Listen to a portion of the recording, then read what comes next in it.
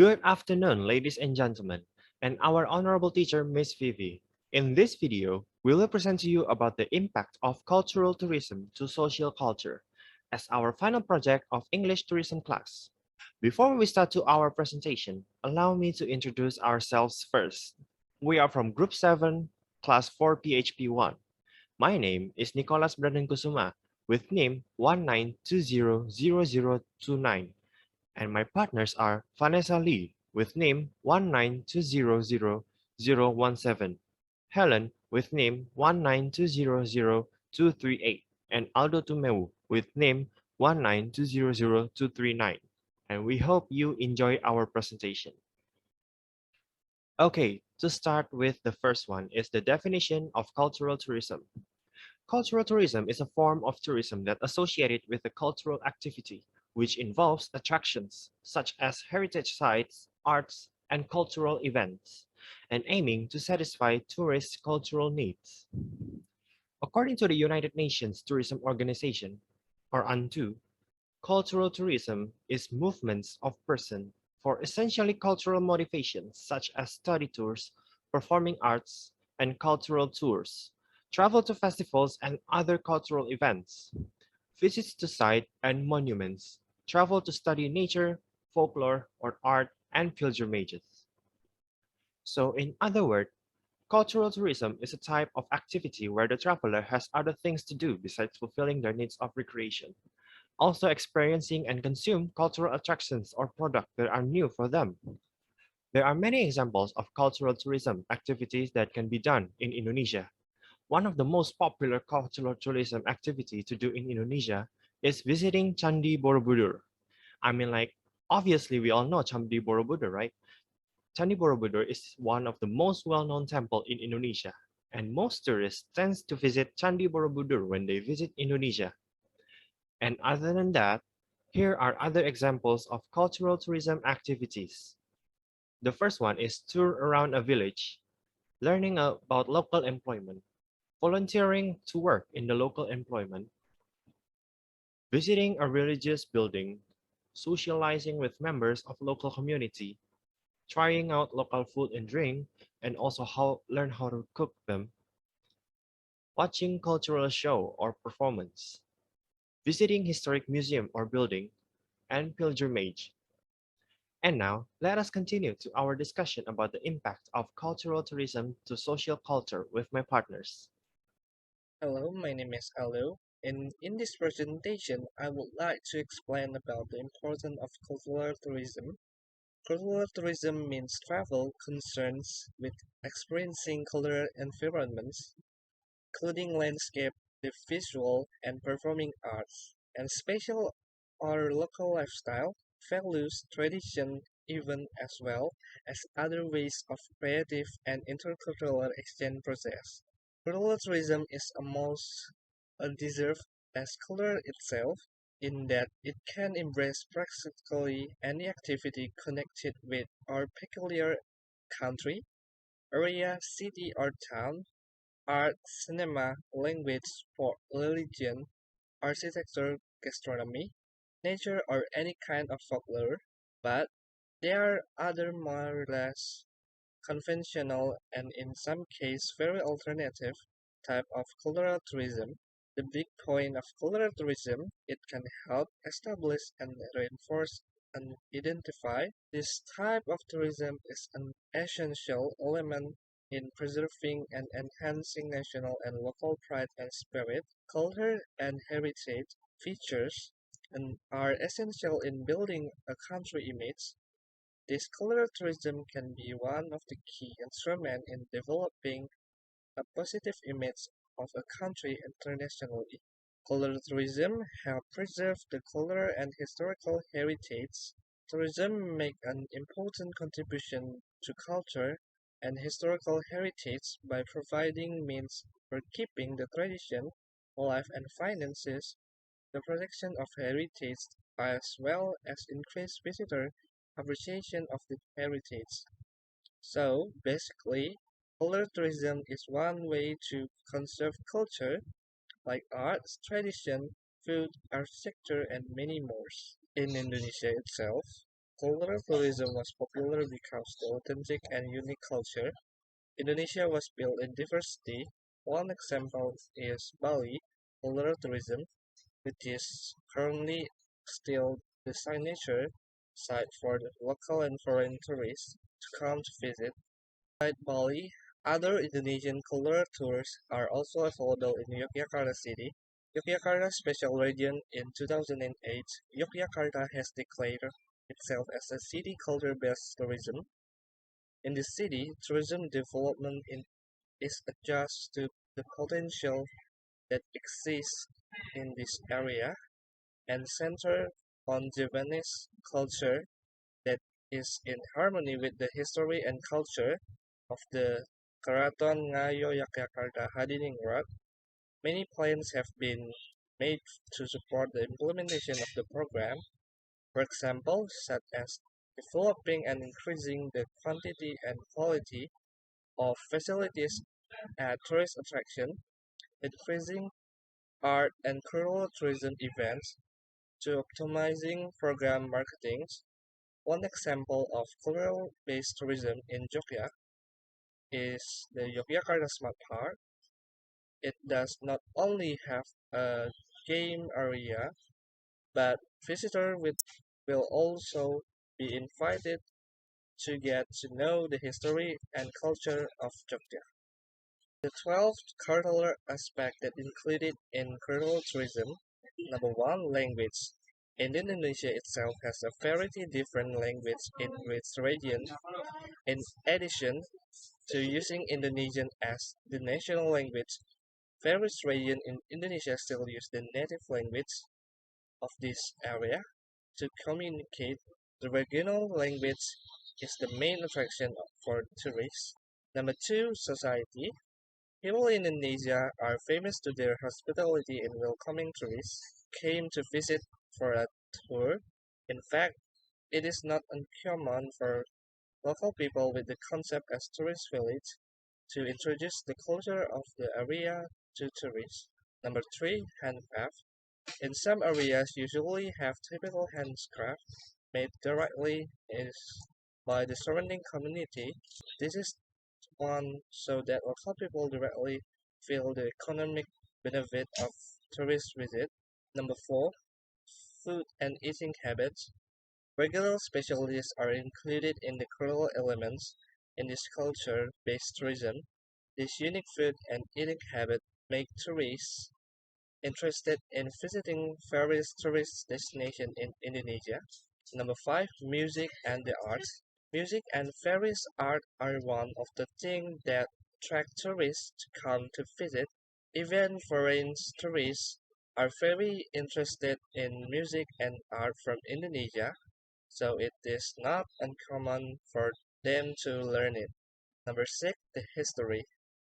A place must be have a historical story. Also, one of the elements of culture that is an attraction for tourists to come to visit. Number seven, technology. Likewise, before that way of working and technology are also the main attraction for tourists to visit. Number eight, religion. In Indonesia, there are various religions that are embraced by the community.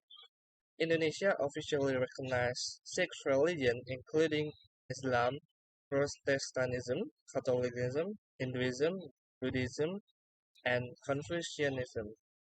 This diversity and tolerance among religious communities is what attracts foreigners to come to visit.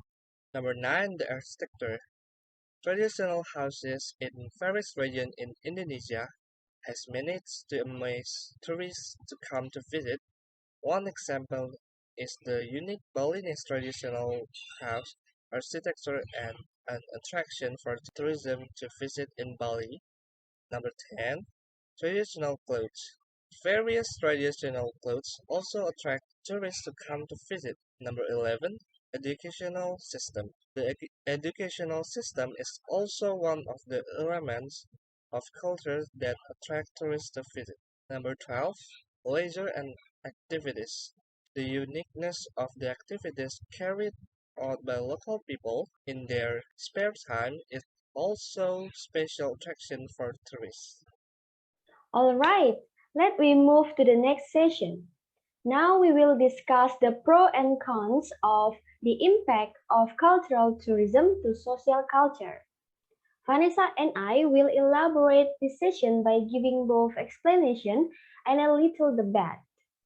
Basically, there are a lot of positive impacts of cultural tourism, both for the destination itself and for the tourists.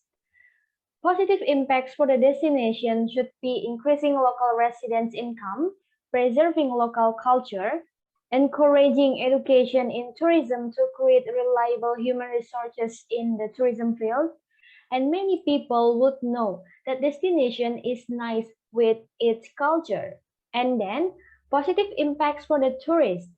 Our tourist is able to gain more knowledge about the culture, habit, what they can do and what they cannot do while they are visiting cultural tourism. Moreover, tourists may have some cozy activities that can be done together with local residents and able to exchange their culture with each other to gain more understanding and ability to do something. The example of these opinions are when we visit Borobudur Temple as a tourist.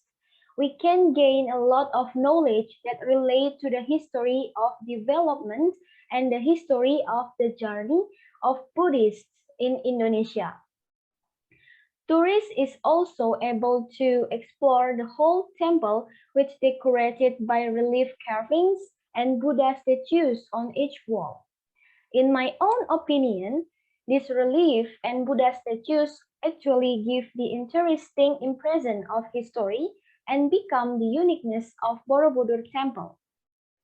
Alright, if there is a positive impact, of course there will also be a negative impact, where the first negative impact can damage the environment, buildings, or object in historical place due to the large number of tourists who come to visit and pay less attention to protecting the environment, buildings, or historical object.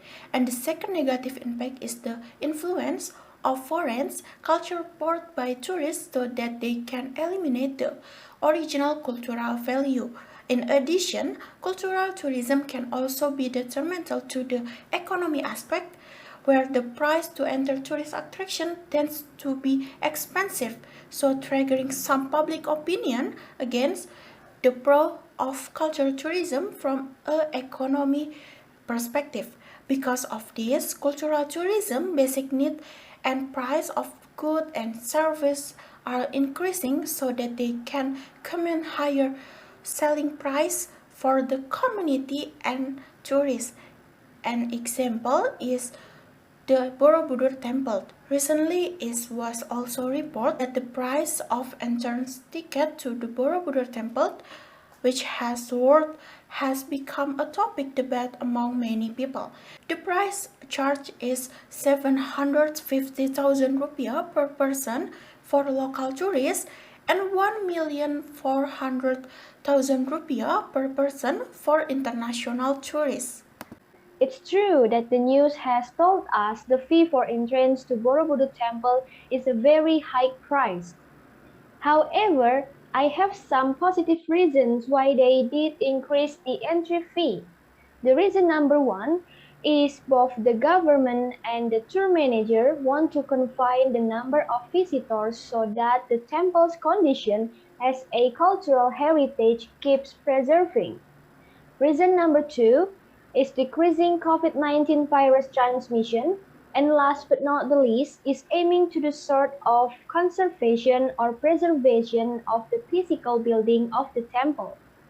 That's quite true, but I think the price of 750,000 rupiah is too expensive if only for one person. Tourists will also prefer to go to another tourist attraction compared to Borobudur, so it will also have an impact on small entrepreneurs who trade around Borobudur. In addition, Buddhists who want to worship there will be hampered because they usually pay, which is very expensive. I think on the negative side, Tourists probably does not want to go to Borobudur temple anymore. But as far as I know, for those who are Buddhists, are not given the entry fee, and if they do, the Buddhists will not be given 750,000 rupiah. There will be three categories of visitors who are allowed to get into Borobudur temple without entry fee. Category number 1 is someone with state activities. Number 2, leader of religious ceremony. And number 3, Indonesian citizen who gets permission or recommendation from government authority. But in my opinion, this decision is unfair. If there are only a few people who can enter without paying, while tourists who also want to learn about the history of Borobudur temple must be charged a high entrance fee. In addition, if you want to enter the Borobudur temple, you are required to use umpanat sandals. In your opinion, are there sandals a must buy for tourists? Okay, thank you for the response. Obviously, tourists doesn't need to pay for the slipper again when they get into Borobudur temple because the fee of 750,000 rupiah has included some needs of the tourists, and one of them is the slipper. Alright, I understand what you mean. So actually, this fee of 750,000 rupiah has included many things that might be fulfill the needs of tourists inside this temple and also for the sake of this temple itself. But again, there are a lot of positive impact and negative impact that we get when we visit a cultural tourism. I think not only Borobudur temple, but also any cultural tourism do have some positive and negative impact. They may post the high price to collect more profit or post the low or affordable price to get more tourists.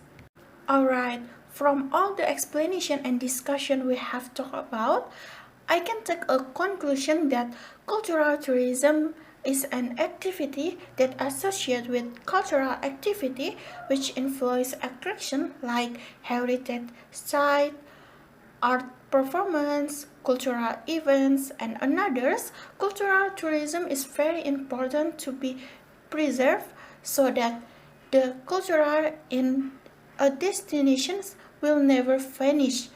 There are a lot of positive impact that can we get from cultural activity and also negative impact that appear from cultural tourism. One of the negative impact of their activity is high entry fee, such as in Borobudur temple lately. Advice that we can suggest to the government and tour manager are able to maintain the preservation and real uniqueness of cultural tourism and can be wise in determining the entry fee. In the Borobudur case, it would make sense and could be received by tourists if 750,000 rupiah is used for a tour package which contains less and more 3 to 4 people. That was it from our presentation, everyone. If there are any mistakes or some words that sound unpleasant, we do apologize. That's all from us, and thank you.